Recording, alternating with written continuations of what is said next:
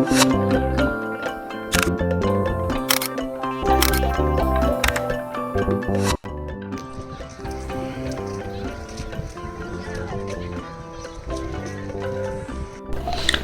বন্ধুরা, আপনারা হয়তো ভাবছেন যে আমি কোথায় সাইকেল চালাচ্ছি। আমি ইকো পার্কের ভেতরে সাইকেল চালাচ্ছি। আর কারণ হচ্ছে যে হেঁটে হেঁটে খুব খারাপ অবস্থা, তো সাইকেল নিয়ে আর একটু সুবিধা হচ্ছে। আর সাইকেল একটি সময় দেওয়া হয়েছে, সেই সময় অনুযায়ী আমি যতটা খুশি ঘুরতে পারি। চলুন তাহলে শুরু করি। কিভাবে ইকো পার্কে আসবেন, কত খরচা, এই ভিডিওর মাধ্যমে আমি আপনাদেরকে পুরোটাই জানাবো। তো ভিডিওটি দেখতে থাকুন। দর্শক বন্ধুরা, আমরা বোলপুর থেকে চেপে পড়েছি হাওড়া যাব বলে। এবার হাওড়াতে আমরা যাচ্ছি দুজন মিলে, তাই 70 টাকা করে 140 টাকা টিকিটে পড়েছে। দর্শক বন্ধুরা, এবার আমরা হাওড়াতে পৌঁছে গেছি। হাওড়াতে আমরা নামবো, নেমে ওখান থেকে আবার বাস করতে হবে। আমরা হাওড়া ব্রিজের কাছে চলে এসেছি। এবার এখান থেকে বাস করব নিউ টাউন যাওয়ার জন্য। তো দর্শক বন্ধুরা, আমরা বাস করে নিয়েছি। আপনারা চাইলে বাস না করে ট্যাক্সিও করতে পারেন বা অটোও করতে পারেন, তবে বাসের ভাড়া হচ্ছে 15 টাকা আর ট্যাক্সি ভাড়া নিচ্ছে 900 টাকা। আর আপনারা কিসে যাবেন আপনাদের ব্যাপার। নিউ টাউনে নেমে ওখান থেকে বাস বা অটো ট্যাক্সি যাই না করেন না কেন, আপনাকে বলতে হবে ইকো পার্ক যাব। এরপর ইকো পার্কের ফার্স্ট গেট আছে, সেকেন্ড গেট আছে, থার্ড গেট আছে, ফোর্থ গেট আছে। আপনি যেখানে বলবেন ওখানেই নামিয়ে দেবে, তবে বেশি না, বাস ভাড়া শুধু 10 টাকা লাগবে। দর্শক বন্ধুরা, তাহলে এবার আমরা চলে এসেছি কলকাতা ইকো পার্কে। চলুন আপনাদেরকে একটু ঘুরিয়ে দেখাই। পার্কের ভেতরে প্রবেশ করার জন্য প্রতিজন পিছু 30 টাকা টিকিটের খরচা।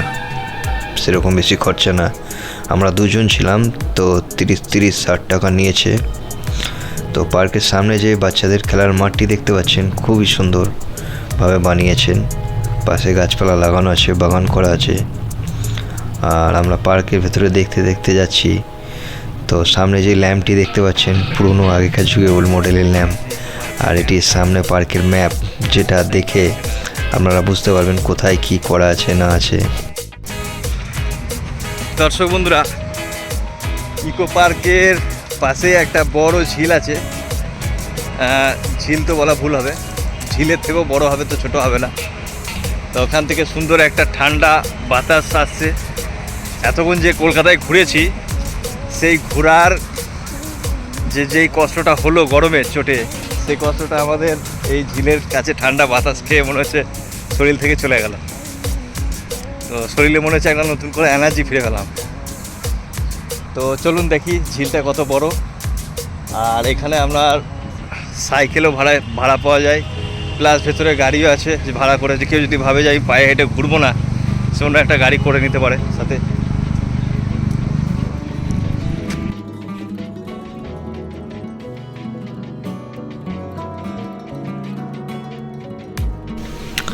দর্শক বন্ধুরা, কত সুন্দর লাগছে দেখুন। ঝিলের চারিপাশটা নারকেল গাছ বা অন্য কিছু অনেক রকম গাছ দিয়ে ঘেরা, আর সুন্দরভাবে পাশগুলি রেলিং দিয়ে ঘিরে একটি করে বসার জায়গা করে দিয়েছেন, যেখানে বসে আপনি ঠান্ডা বাতাসের মজা নিতে পারেন। আর তাছাড়াও ঝিলের মাঝখানে একটি দ্বীপের মতন দেখাচ্ছে। আমার যতটা মনে হয় ওটা রেস্টুরেন্ট হবে। তো যেতে গেলে অনেকটা পথ অতিক্রম করতে হবে। আর ওই পারে আর একটা কি দেখতে পাচ্ছি, সোলার সিস্টেমের কিছু। তবে দর্শক বন্ধুরা, আমরা যখন এসেছি তখন যাবই। আর এখানে ঝিলের ধারে দেখতে পাচ্ছি অনেক মাছ, অনেক ঘাটের ধারে লেগে আছে, অনেক বড় বড় মাছ, ছোট ছোট মাছও আছে, দেখুন আপনারা।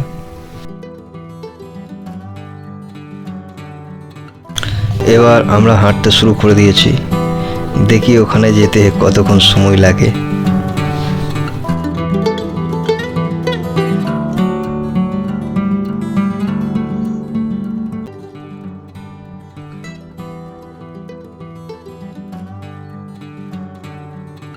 দর্শক বন্ধুরা, চলতে চলতে আমার চোখের নজরে পড়ছে ওই দূরে একটি টাওয়ার।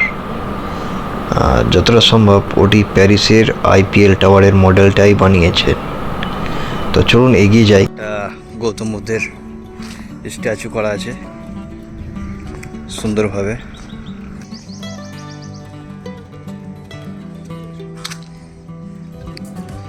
রেস্টুরেন্টের মেনু কেমন কি আছে জানি না, তবে না গিয়ে বুঝতে পারবো না। দর্শক বন্ধুরা, এবার আমরা দেখছি প্যারিসের আইপিএল টাওয়ার। মানে প্যারিসে তো দেখি নাই, ইকো পার্কের মধ্যে দেখতে পাচ্ছি। তো খুব সুন্দর বানানো হয়েছে, মানে আইপিএল টাওয়ারের মতনই পুরোপুরি মডেলটা বানিয়েছেন, আর অনেক বড় বানিয়েছেন। দর্শক বন্ধুরা, হাঁটতে হাঁটতে পা দুটো এলে গেল। এবার মেন সমস্যা হচ্ছে যে আমরা যে গাড়িটিতে যাবো ভেবেছিলাম সেই গাড়িটি ভেতরে আর দেখতে পাচ্ছি না গো। উফ বাবা রে, আবার রোজা রেখে অনেক কষ্টদায়ক ব্যাপার। ওরে বাবা রে, কি দিদি সব ঠিক আছে তো? এই দেখেন পেয়েছি যেটা খোঁজ করছিলাম। 150 টাকায় 30 মিনিট। আর যে গাড়িগুলো যাচ্ছিল ভেতরে ওটা সামনে আছে। দর্শক বন্ধুরা, ভেতরে খুব চালাকি চলছে। একটি সাইকেল ভাড়া নিয়ে আধ ঘন্টার সময় দিচ্ছে। আধ ঘন্টায় কি করবো বলুন? তাও আবার 150 টাকা ভাড়া। তবুও একটি সাইকেল ভাড়া করে নিলাম।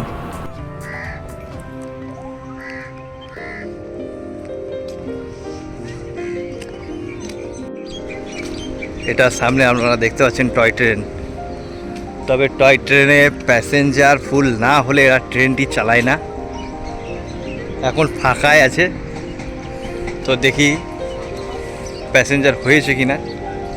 তো যত সম্ভব হয়নি গো, সিটগুলি এখনও খালি আছে। 3টে এদিকে সিট, 3টে ওইদিকে সিট, মানে 6টা করে সিটের বগি এক একটা। ঠিক আছে।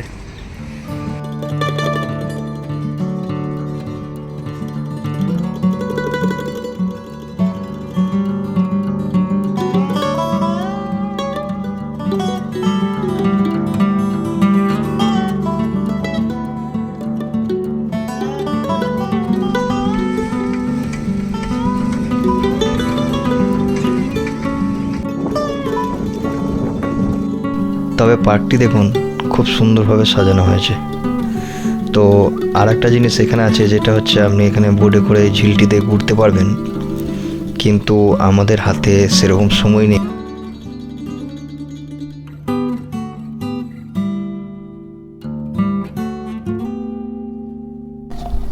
আর আমরা দূর থেকে যেটা দেখছিলাম গোল ফুটবলের মতন, ওটা আসলে কি জানার কৌতূহল হচ্ছিল মনের মধ্যে। তো যখন কাছে এলাম তখন দেখতে পেলাম পুরোটা সোলার প্যানেল দিয়ে ঢাকা। মানে সোলার প্যানেল, সৌর বিদ্যুতের যা কিছু হয় এখানে ভেতরে দেখানো হয় সেটা। আর সোলার প্যানেল থেকে কি করা হয় সেইগুলি এখানে দেখানো হয়েছে। মেন ব্যাপার হচ্ছে এটাকে এনারা বলছেন সোলার ড্রাম। আসলে সোলার ড্রামটা ইকো পার্কে যত ল্যাম্প লাইট আছে সব লাইটগুলো জ্বালাতে সাহায্য করে। কারণ সরকার যখন এই পার্কটি বানিয়েছিলেন তখন সরকার চিন্তা ভাবনা করেছিলেন যে ইলেকট্রিক ফ্যাসিলিটি করতে গেলে অনেক খরচা পড়ে যাবে। তার জন্য এই সোলার ড্রামটা বানানো হয়েছে, যাতে পুরো পার্কটি সৌর বিদ্যুৎ থেকে আলোকিত হতে পারে। এরপর আমরা বেরিয়ে গেলাম ইকো পার্কের অফিসের দিকে, কারণ ইকো পার্কের অফিসে গিয়ে আমাদেরকে জিজ্ঞেস করতে হবে যে তাজমহল পিরামিড দেখার জন্য কত নম্বর রাস্তা দিয়ে যাব। নাম্বার জিজ্ঞেস করার কারণ হচ্ছে কারণ এখানে অনেক কটি গেট আছে, এবার কোন গেটটি কোন দিকে এর ভেতরে এসে আপনি বুঝতে পারবেন না। যাকে জিজ্ঞেস করছি সেই খালি বলছে 4 নম্বর গেট অনেকটা দূরে। আর 4 নম্বর গেটেই দেখার মতন জিনিস আছে আর সেটা জানাচ্ছে না। কারণ যদি কেউ হেঁটে চলে যায় তাহলে ওদের যে সাইকেলগুলি আছে সেগুলো ভাড়া হবে কি করে, আর সাইকেল গাড়ি ভাড়া না করলে ওদেরও প্রফিট থাকবে না।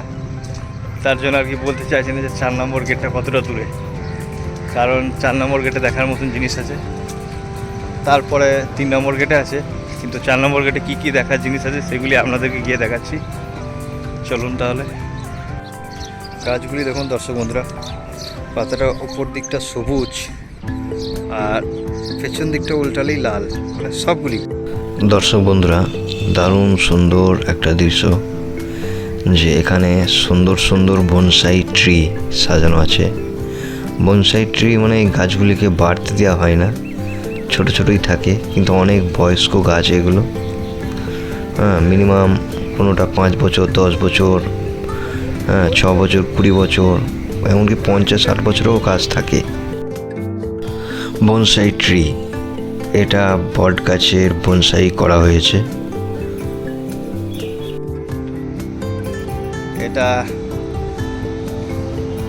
এটা কি ফুলের গাছের মতন লাগছে, খুব সুন্দর করেছে এটাকে, দারুণ।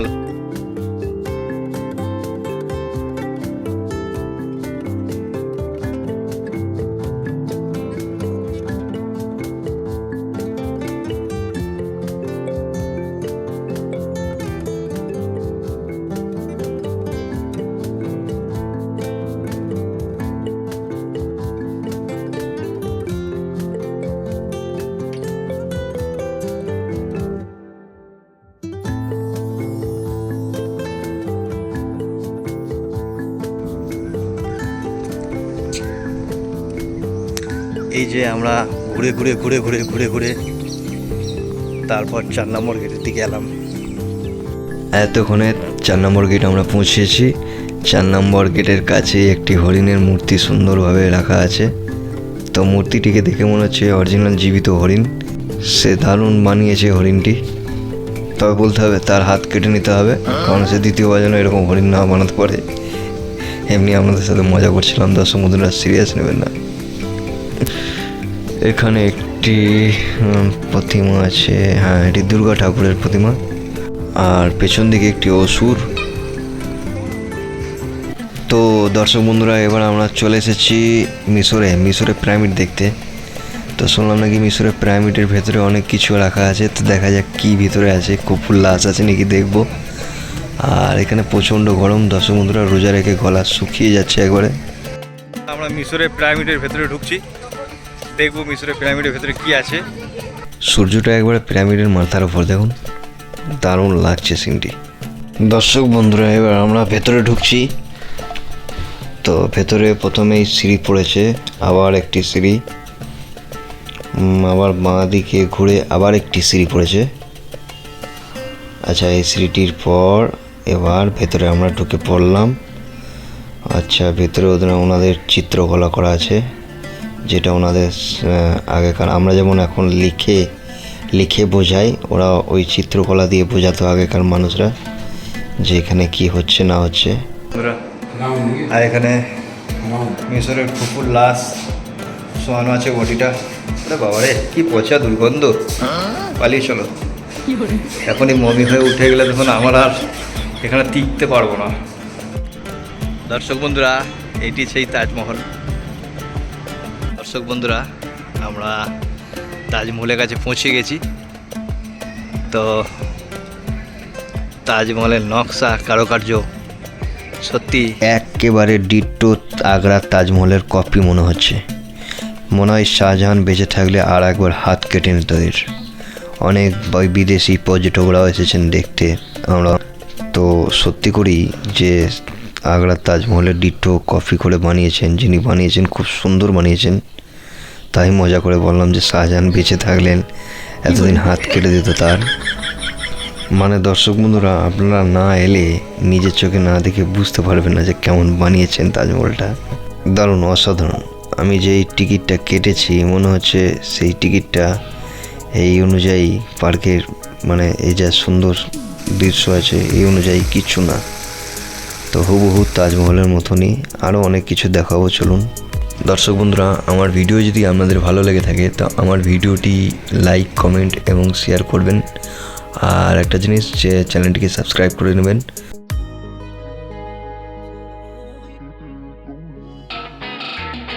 দর্শক বন্ধুরা, এবার আমরা চীনের প্রাচীর চলে এসেছি। তো চীনের প্রাচীর আপনাদেরকে দেখাবো, চলুন। চীনের প্রাচীর, গ্রেট ওয়াল অফ চায়না যে প্রাচীর, সেটা আপনাদেরকে দেখাতে চলছি। কিন্তু ওটা আসলটা না, এটা বানানো হয়েছে। হ্যাঁ, আসলটা এর থেকে বড়, যার মধ্যে দিয়ে 6টি ঘোড়া একসাথে পেরোতে পারে। আচ্ছা, তবে খুব সুন্দর বানানো হয়েছে।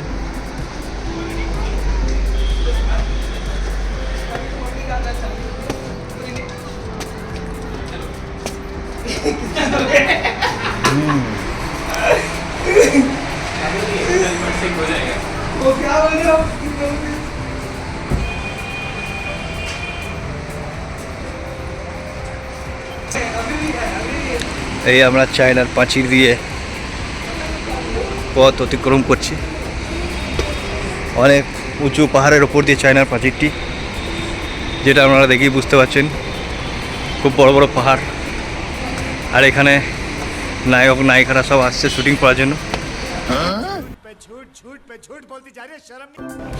প্রাচীরে এসে একটু ঠান্ডা আবহাওয়া পেলাম, বসে শান্তি ফিল করছি।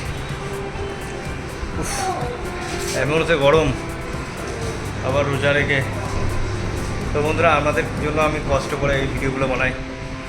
যদি আপনাদের দেখে ভালো লেগে থাকে তাহলে অবশ্যই লাইক এবং চ্যানেলটিকে সাবস্ক্রাইব করে নেবেন। আর সাবস্ক্রাইবে গিয়ে বেল আইকনে গিয়ে নোটিফিকেশানটা অন করে রাখবেন। তাহলে পরবর্তীতে নতুন কোনো ভিডিও আমি যদি ছাড়ি তাহলে সেটা আপনাদের কাছে খুব তাড়াতাড়ির মধ্যে পৌঁছাবে। তো চলুন, বাকি কী আছে ইকো পার্কের ভেতরে কী কী বানানো হয়েছে সেগুলি আপনাদেরকে আমি আবার দেখিয়ে দিচ্ছি ভিডিওতে। আরেকবার বলে দেয় এটা কিসের প্রাচীর? এটা থ্যাংক ইউ। চিরুনি একটি ঘর, চীনের রাজা। এটা চীনের রাজার বাড়ি। এটা হচ্ছে রোম সাম্রাজ্যের ক্যালিসিয়াম, মানে বলতে গেলে এক প্রকার মরণ খেলা, যেখানে একটি সিংহর সাথে মানুষের লড়াই লাগিয়ে দেওয়া হতো আর সবাই চারিপাশে রাউন্ড দিয়ে বসে থেকে খেলাটি দেখতো। তবে দর্শক বন্ধুরা, এইগুলি অনেক বড় বড় হিস্টোরি আছে, এগুলি এখন শোনাতে গেলে অনেক সময় লেগে যাবে।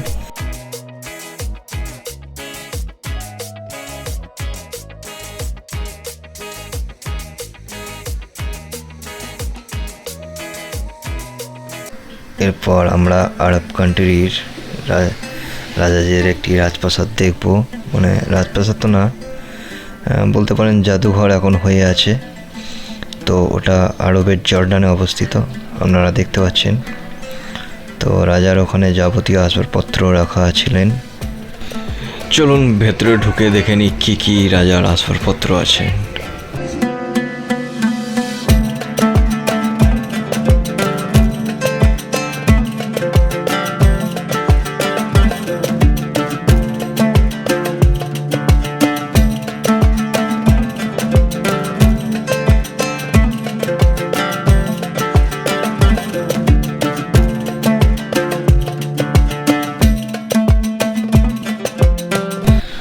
দর্শক বন্ধুরা, এবার আমরা চলে এসেছি এই মূর্তিগুলোর সামনে। অনেক বড় বড় বৃহৎ আকারের মূর্তি বানিয়েছেন। এটার কোন দেশের মূর্তি বা কী আছে আমি অতটা জানি না, কমেন্টের মাধ্যমে আমাকে জানান। কী আছে আমি বলবো না, এটা আপনারাই বলবেন দর্শক বন্ধুরা। তো দর্শক বন্ধুরা, এবার আমরা শেষে চলে এসেছি ব্রাজিলের স্ট্যাচু দেখতে। তো ব্রাজিলের স্ট্যাচুটি বৃহৎ আকারের বানিয়েছেন, কিন্তু আমাদের পৃথিবীর বুকের সবথেকে বড় স্ট্যাচু আমাদের ভারতবর্ষেই আছে। তো দর্শক বন্ধুরা, ফাইনালি আমি এবার ইফতার করতে বসে গেছি। আর ইফতার করার পর আমরা এখান থেকে বেরিয়ে যাব। তো আমাদের ভিডিওটি যদি আপনাদের ভালো লাগে তাহলে অবশ্যই লাইক করবেন আর চ্যানেলটিকে সাবস্ক্রাইব করবেন, কারণ আপনাদের জন্য আমরা অনেক কষ্ট করে একটি ভিডিও বানাই, এবং ভিডিওটি শেয়ার করবেন।